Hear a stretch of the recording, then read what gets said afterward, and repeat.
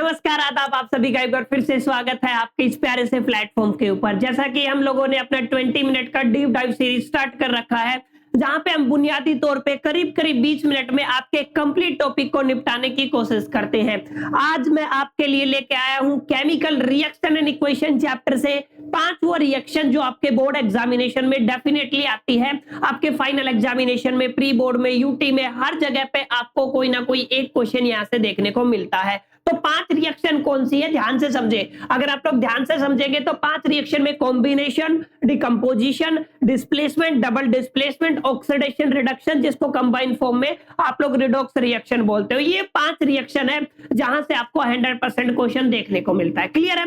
अब थोड़ा सा बेसिक मैं आपको एक चीज जरूर बताना चाहूंगा, जैसे कोई भी ए कंपोनेंट ने बी कंपोनेंट के साथ रिएक्ट किया और वो आपका कन्वर्ट हो गया सी में। ये एक बेसिक सा एग्जांपल मैं दे रहा हूं। Let us consider this is a chemical reaction. अब ध्यान से समझो, जो भी केमिकल्स के रिएक्ट करते हैं, ठीक है, यानी कि जो लेफ्ट हैंड साइड में आपको दिख रहा है, उनको आप लोग क्या बोलते हो, उनको हम लोग बोलते हैं रिएक्टेंट। क्लियर है। और जो यहां पे आपको मिला ना, उसको क्या बोलते हो आप लोग, उसको बोलते हो आप लोग प्रोडक्ट। क्लियर है। तो बेसिक सी बात है, रिएक्टेंट और प्रोडक्ट। लेफ्ट हैंड साइड में आपका रिएक्टेंट होता है, राइट हैंड साइड में क्या होता है, आपका प्रोडक्ट होता है। इन पांचों रिएक्शन को समझने के लिए हमें रिएक्टेंट और प्रोडक्ट समझना जरूरी था। क्लियर है। अब जैसे पहला रिएक्शन क्या है आपका, आप सभी को नाम से पता चल रहा होगा, इस रिएक्शन का नाम है कॉम्बिनेशन। अब कॉम्बिनेशन रिएक्शन का मतलब क्या, देखो कॉम्बिनेशन का मतलब आपस में जुड़ना। क्लियर है।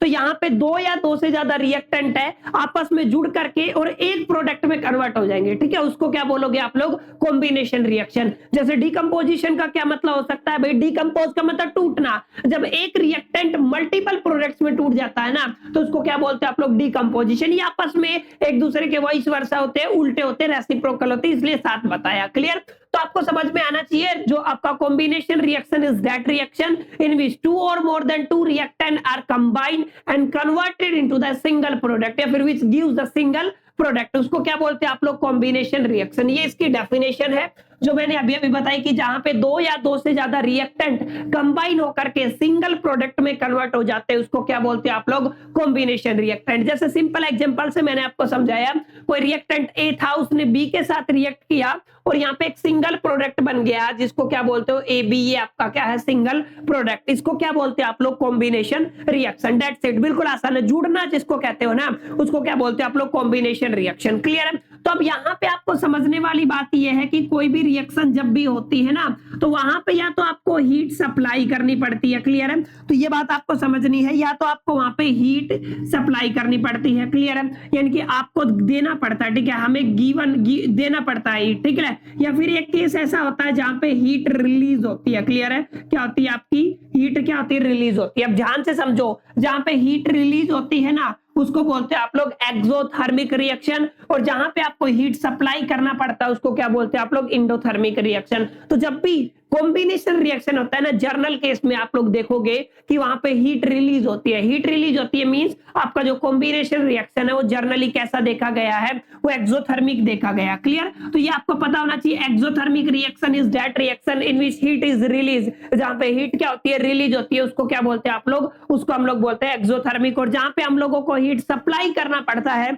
किसी भी केमिकल रिएक्शन के दरमियान बच्चों, उसको क्या बोलते हैं, उसको बोलते हैं आप लोग एंडोथर्मिक। ठीक है। तो आपका जो कॉम्बिनेशन रिएक्शन है वो कैसा होता है, एक्सोथर्मिक होता है। इस चीज को आपको ध्यान में रखना है, मतलब हीट रिलीज होता है। अच्छा, यहाँ पे एक बेसिक क्वेश्चन सीबीएसई जरूर पूछता है आपका रेस्पिरेशन से रिलेटेड। ठीक है। अब रेस्पिरेशन होता है एक, ठीक है, और एक होता है आपका श्वसन। रेस्पिरेशन अलग चीज है, और एक आपका होता है रेस्पिरेटरी सिस्टम। आप लोगों ने आई होप की बायोलॉजी में पढ़ा होगा। ठीक है। तो रेस्पिरेशन के दरमियान है ना, ये पूछा जाता है रेस्पिरेशन आपका कौन सी रिएक्शन का एग्जांपल है। तो आप लोग ध्यान से देखोगे, रेस्पिरेशन के अंदर जो आपका फूड है वो पार्टिकल्स में टूट जाता है। ठीक है।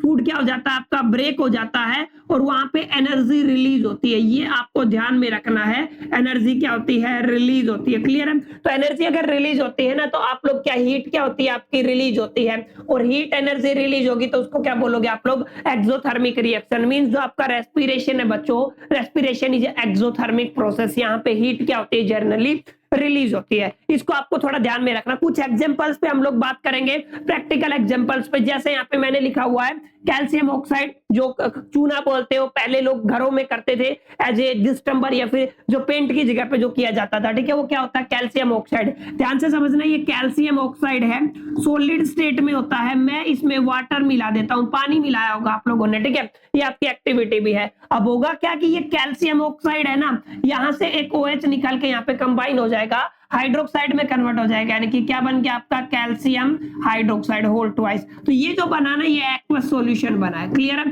तो यहाँ पे हुआ क्या है, यहाँ पे एक आपका रिएक्टेंट ये था, एक रिएक्टेंट ये था, तो आपके दो रिएक्टेंट थे और सिंगल प्रोडक्ट में कन्वर्ट हो गए। दैट्स व्हाई आप लोग इसको क्या बोलते हो, कॉम्बिनेशन रिएक्शन। एक आसान सा एग्जांपल, कार्बन सॉलिड स्टेट में है, ऑक्सीजन गैसियस स्टेट में है, कन्वर्ट होके क्या बना देते हैं, कार्बन डाइऑक्साइड।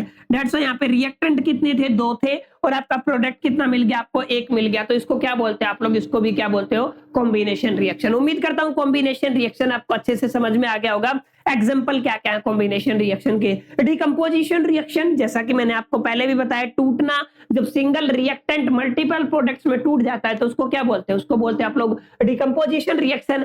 एग्जांपल क्या है, एक सिंगल रिएक्टेंट था AB, ये ब्रेक हो गया A और B में, दोनों में। तो किसका एग्जांपल है बच्चों, ये एग्जांपल है आपका डिकम्पोजिशन रिएक्शन का। जैसा कि हमने देखा कॉम्बिनेशन के अंदर हीट रिलीज होती है, ऐसे किसी चीज को तोड़ने के लिए हमें हीट को, एनर्जी को सप्लाई करना पड़ता है। मतलब ये जो रिएक्शन है ये कैसी होती है माय डियर फ्रेंड्स, ये होती है आपकी एंडोथर्मिक। इस बात का आपको थोड़ा ध्यान में रखना है कि ये वाली जो रिएक्शन है वो कैसी होती है, एंडोथर्मिक। क्लियर है? तो आपका डिकम्पोजिशन रिएक्शन एंडोथर्मिक होता है, हीट आपको सप्लाई करना पड़ता है। और जब भी आपका कॉम्बिनेशन रिएक्शन होता है वो एक्सोथर्मिक होता है, वहां से हीट रिलीज होता है। ठीक है, तो ये डिकम्पोजिशन रिएक्शन था। अच्छा, डिकम्पोजिशन है, हमें एनर्जी देना पड़ेगा। अब 3 अलग अलग फॉर्म में एनर्जी दे सकते हैं हम, हीट की फॉर्म में दे सकते हैं, इलेक्ट्रिसिटी की फॉर्म में दे सकते हैं, और हम लोग लाइट की फॉर्म में दे सकते हैं। यानी कि डिकम्पोजिशन रिएक्शन हीट के बेस पे भी हो सकता है, ठीक है, ये आपके लाइट के बेस पे भी हो सकता है, ये आपके इलेक्ट्रिसिटी के बेस पे भी हो सकता है। ठीक है, तो तीनों के बेस पे हो सकता है आपका डिकम्पोजिशन। याद आपको क्या रखना है, अगर हीट की हेल्प से आप लोग डिकम्पोजिशन करते हो, किसी भी सिंगल रिएक्टेंट को ब्रेक डाउन करते हो मल्टीपल प्रोडक्ट्स में, तो उसको थर्मल डिकम्पोजिशन कहा जाएगा।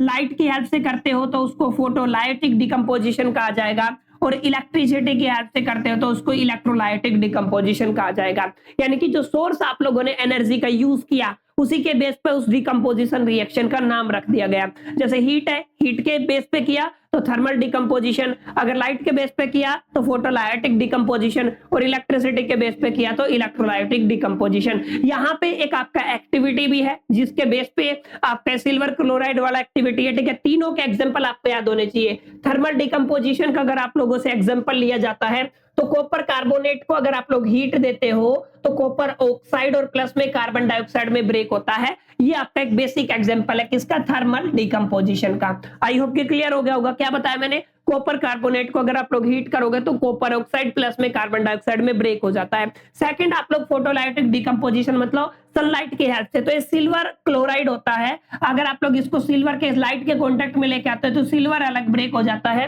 क्लोरीन अलग ब्रेक हो जाता है। तो ये कौन सा हो गया आपका, ये हो गया आपका फोटोलाइटिक डिकम्पोजिशन। आगे देखो, आगे है इलेक्ट्रोलाइटिक, मतलब इलेक्ट्रिसिटी पास करनी, बहुत सिंपल। अगर वाटर के अंदर से इलेक्ट्रिसिटी पास करते हो तो जो आपका हाइड्रोजन है और ऑक्सीजन अलग हो जाता है, तो इसको क्या बोलते हैं, इसको बोलते हैं आप लोग इलेक्ट्रोलाइटिक डिकम्पोजिशन। यहां से हमने क्लियर किया कि 3 तरीके से डिकम्पोजिशन होता है। पहला क्या है आपका, थर्मल, फोटोलाइटिक और इलेक्ट्रोलाइटिक। अगर हीट का यूज करते हो तो थर्मल डिकम्पोजिशन, लाइट का यूज करते हो तो आपका फोटोलाइटिक डिकम्पोजिशन, अगर आप इलेक्ट्रिसिटी का यूज करते हो ना तो इलेक्ट्रोलाइटिक डिकम्पोजिशन। तीनों के एग्जांपल बच्चों आपको याद होने चाहिए। ये वाला आपके सिलेबस में जो फोटोलाइटिक डिकम्पोजिशन है जहां पे हम लोग सिल्वर क्लोराइड की बात करते हैं, ये एक्टिविटी भी है। और ऐसी वैसी एक्टिविटी नहीं है, पूछा जाता है ऐसा क्यों होता है, ये इंपॉर्टेंट एक्टिविटी है, तो बच्चों आपको इसको बना लेना है। ठीक है, ये दूसरी रिएक्शन थी जो आप लोगों ने पढ़ी कि एग्जैक्टली क्या होता है आपका डिकम्पोजिशन। अब 2 रिएक्शन जिनका नाम आप सभी ने सुना होगा, एक तो डिस्प्लेसमेंट होता है, एक होता है आपका डबल डिस्प्लेसमेंट। डिस्प्लेसमेंट डिस्प्लेसमेंट का मतलब क्या है, एक ज्यादा रिएक्टिव एलिमेंट, एक ज्यादा रिएक्टिव मेटल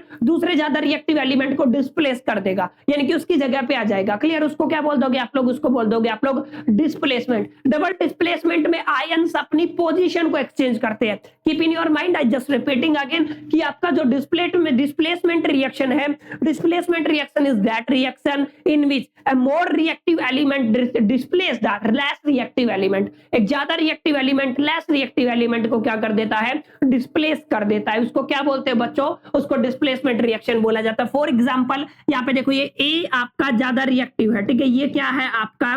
मोर रिएक्टिव है। इस बात को आपको समझना है, ये कैसा है आपका? मोर रिएक्टिव, ठीक है। ये सी और डी आपका एक एलिमेंट था, यहाँ पे सी है वो लेस रिएक्टिव है। ध्यान से समझना मेरी बात, सी कैसा है? लेस रिएक्टिव है, ठीक है। तो जब सी लेस रिएक्टिव है तो इसकी जगह पे कौन आ जाएगा? ए आ जाएगा, और ये हो जाएगा बाहर, यानी कि कंपोनेंट ए का डी के साथ बन गया और सी हो गया बाहर, ठीक है। ये कौन सी रिएक्शन हुई?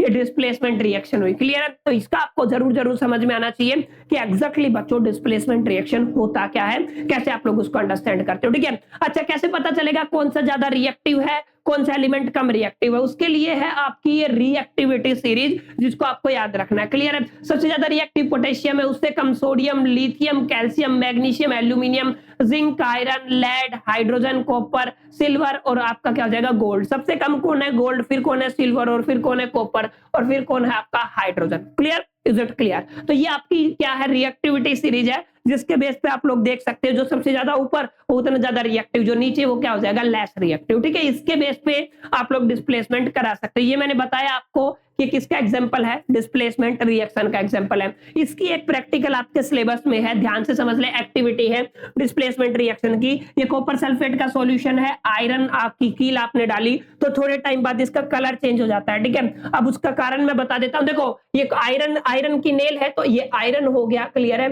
और कॉपर सल्फेट का सॉल्यूशन था, आयरन ज्यादा रिएक्टिव है कॉपर से, तो कॉपर बाहर हो जाएगा, आयरन सल्फेट का सॉल्यूशन बन जाएगा। कॉपर सल्फेट बाहर हो गया, आयरन सल्फेट का सॉल्यूशन बन गया। दैट्स व्हाई जो आपका यहाँ पे सॉल्यूशन है ना, उस सॉल्यूशन का जो कलर है बच्चों, वो क्या हो जाता है? चेंज हो जाता है। इसको आपको बड़ा ध्यान से समझना है, इसका कलर क्या हो जाता है? चेंज हो जाता है, ठीक है। आई होप कि क्लियर हो गया होगा एग्जैक्टली कि क्या सीन है, ठीक है। तो डिस्प्लेसमेंट रिएक्शन का बेस्ट एग्जांपल ये आपकी एक्टिविटी है। आयरन को कॉपर सल्फेट के सॉल्यूशन में डाला तो ये जो आपका आयरन के ऊपर कॉपर जमा हो गया और यहाँ पे आयरन सल्फेट का सॉल्यूशन हो जाता है। Since iron is more reactive as compare to the copper, that's why copper is displaced from its original position. तो एक इसका एग्जांपल है बच्चों, डिस्प्लेसमेंट रिएक्शन का एग्जांपल है। एक एग्जांपल और देना चाहूंगा मैं डिस्प्लेसमेंट का, जैसे ये क्या है आपका? जिंक है। अगर हाइड्रोक्लोरिक एसिड के साथ रिएक्ट कराते हो तो यहाँ से हाइड्रोजन हट जाएगा, जिंक क्लोराइड का एक तरीके से एक्वस सॉल्यूशन बन जाएगा। तो ये किसका बन गया? Zinc chloride. और यहाँ पे क्या होगा? हाइड्रोजन। यहाँ पे ये एक्टिविटी आप लोग देख सकते हो, कहीं ना कहीं ये भी आपके सिलेबस में। तो दोनों एग्जांपल आपको याद होने चाहिए, ये बहुत ज्यादा पूछे जाने वाले एग्जांपल है। क्लियर है? तो ये आपकी हुई displacement reaction. More reactive element आया, उसने लेस रिएक्टिव को क्या कर दिया? हटा दिया। इसको क्या बोलते हैं आप लोग? डिस्प्लेसमेंट। डबल डिस्प्लेसमेंट में क्या होता है? There is exchange of position of ion. Ions की पोजीशन का क्या होता है? एक्सचेंज होता है। जैसे यहाँ पे दो आयन है, अगर आप इसको ब्रेक करोगे ए और बी, क्लियर है। यहाँ पे कौन है आपका? सी और डी, ठीक है। यहाँ पे क्या होगा? एक्सचेंज ऑफ आयन होगा। यहाँ पे इसकी जगह कौन आ जाएगा? सी आ जाएगा, क्लियर है। यानी कि ए की जगह कौन आ जाएगा? डी आ जाएगा। तो यहाँ पे ये वाला डी किसके साथ बन गया? ए। बी के साथ बन गया सी, यानी कि डिस्प्लेसमेंट हुआ है, क्लियर है। जब डबल डिस्प्लेसमेंट हुआ, एक बार होता, एक पोजीशन एक्सचेंज होती, मोर रिएक्टिव लेस रिएक्टिव वाला केस होता तो डिस्प्लेसमेंट हो जाता। लेकिन एक्सचेंज ऑफ पोजीशन होता है ना, एक एलिमेंट गया उसकी जगह दूसरा आ गया, दूसरा गया उसकी जगह पहला आ गया, तो यहाँ पे एक्सचेंज ऑफ आयन हुआ। एक्सचेंज ऑफ आयन होता है तो उसको क्या बोलते हैं आप लोग? Double displacement reaction. एक एग्जांपल जो आपको याद रखना है डियर फ्रेंड्स, वो है आपका बेरियम क्लोराइड, क्लियर है। इसकी रिएक्शन सोडियम सल्फेट के साथ करानी है। सोडियम यहाँ से हट जाएगा, इसकी जगह बैरियम आ जाएगा और बैरियम की जगह कौन आ जाएगा? सोडियम, यानी कि यहाँ पे बन गया बैरियम सल्फेट और यहाँ पे क्या बन गया? Sodium chloride. ये किसका एग्जांपल है? डबल डिस्प्लेसमेंट का है, क्लियर। तो डबल डिस्प्लेसमेंट क्या होती है? डिस्प्लेसमेंट क्या होती है? कॉम्बिनेशन क्या होती है? और आपका डिकम्पोजिशन क्या होती है? तीनों चारों रिएक्शन आपको पता होनी चाहिए और एग्जांपल आई होप कि क्लियर हो गए होंगे। अब लास्ट में आपको लेके चलता हूं रिडॉक्स रिएक्शन के ऊपर, ठीक है। रिडॉक्स बना है दो शब्द के कॉम्बिनेशन से, ठीक है। पहला क्या है आपका? रेड प्लस में क्या है आपका? ऑक्स। अब ये जो ऑक्स है ये ऑक्सीडेशन से उठाया है, रेड है ये रिडक्शन से उठाया, क्लियर है। अब यहाँ पे देखो ऑक्सीडेशन का मतलब क्या होता है? बहुत अच्छे से समझो बच्चों। ऑक्सीडेशन का मतलब ऑक्सीजन का ऐड होना हाइड्रोजन का रिमूव होना, यानी कि आपका एडिशन ऑफ ऑक्सीजन होता है। यहाँ पे क्या होता है? एडिशन ऑफ ऑक्सीजन, ठीक है। और यहाँ पे रिमूवल ऑफ हाइड्रोजन, दोनों में से कोई भी कंडीशन अगर फुलफिल होता है तो क्या हो जाएगा? ऑक्सीडेशन, ठीक है। यानी कि addition of the oxygen, oxygen जुड़ जाए या हाइड्रोजन हट जाए तो क्या होगा? ऑक्सीडेशन। रिडक्शन में क्या होगा? हाइड्रोजन ऐड होगी और ऑक्सीजन रिमूव होगी। अगर हाइड्रोजन ऐड होगी, ऑक्सीजन रिमूव होगी तो क्या बोलोगे? उसको रिडक्शन। अगर दोनों एक साथ हो जाते हैं तो उसको क्या बोलोगे? उसको बोलोगे रिडॉक्स रिएक्शन। क्लियर है? A reaction in which the oxidation and reduction is take place simultaneously, उसको क्या बोला जाता है बच्चों? उसको बोला जाता है रिडॉक्स रिएक्शन। आई होप कि क्लियर हो गया होगा ऑक्सीडेशन क्या होता है और रिडक्शन क्या होता है, ठीक है। जिसका रिडक्शन हुआ वो ऑक्सीडाइजिंग एजेंट होगा और जिसका ऑक्सीडेशन हुआ वो क्या होगा? रिड्यूसिंग एजेंट होगा। ये थोड़ी कंट्रोवर्शियल डेफिनेशन है, इसको ध्यान से समझ लो, ठीक है। ये खैर मैंने बता दिया रिडॉक्स रिएक्शन क्या होता है। ऑक्सीडाइजिंग एजेंट क्या होता है? जिसका रिडक्शन हुआ, ठीक है। जिसका क्या हुआ? जो रिड्यूस हुआ वो ऑक्सीडाइजिंग एजेंट है, जो ऑक्सीडाइज हुआ वो क्या है? रिड्यूसिंग एजेंट है। वो सिंपल सी बात है। एग्जांपल आप लोग ध्यान से समझे, यहाँ पे हाइड्रोजन सल्फेट था, इसको क्लोरीन के साथ रिएक्शन कराया, क्लियर है। तो यहाँ पे हाइड्रोजन क्लोराइड बन गया, प्लस में सल्फर बन गया। अब ध्यान से देखो, यहाँ पे हाइड्रोजन था, हट गया, सिर्फ सल्फर बन गया। हाइड्रोजन हटा तो क्या हुआ? ऑक्सीडेशन, ठीक है। यहाँ पे केवल क्लोरीन था, यहाँ पे हाइड्रोजन ऐड हो गया। ऐड हो गया तो मतलब क्या होगा? रिडक्शन, ठीक है। अब ध्यान से देखो, इसका क्या हुआ है? ये क्या है? इसका क्या हुआ है? इसका हुआ रिडक्शन। क्या हुआ? इसका रिडक्शन, ठीक है। तो ये क्या हो गया? रिड्यूसिंग एजेंट, ठीक है। और यहाँ पे क्लोरीन क्या हो गया? ऑक्सीडाइजिंग एजेंट, ठीक है। तो मैंने बताया ना, जिसका जो रिड्यूस होता है वो ऑक्सीडाइज होगा और जो ऑक्सीडाइज होता है वो रिड्यूसिंग एजेंट होगा। क्लियर है? ये आपकी क्या थी बेसिकली, अगर आप लोगों ने देखी तो पांचों की पांचों टाइप की रिएक्शन हम लोगों ने पढ़ी। ऑक्सीडेशन क्या होता है, रिडक्शन क्या होता है, डिस्प्लेसमेंट क्या होता है, डबल डिस्प्लेसमेंट क्या होता है, ठीक है। और कॉम्बिनेशन क्या होता है, डिकम्पोजिशन क्या होता है। उम्मीद करता हूं बच्चों आपको पसंद आई होगी ये वीडियो, हेल्पफुल रहा होगा ये सेशन। अगर अच्छा लगा तो लाइक कीजिए, फ्रेंड्स के साथ शेयर कीजिए, और क्लास 10 के स्टूडेंट है तो यार चैनल को फटाफट से सब्सक्राइब कर लो, क्योंकि यहाँ पे जितनी भी वीडियोज है वो आप सभी के लिए होती हैं, ताकि आप सभी तक हमारा नोटिफिकेशन सबसे पहले पहुंच सके। बाकी मिलते हैं नेक्स्ट सेशन में, तब तक के लिए मेरी तरफ से ऑल द बेस्ट।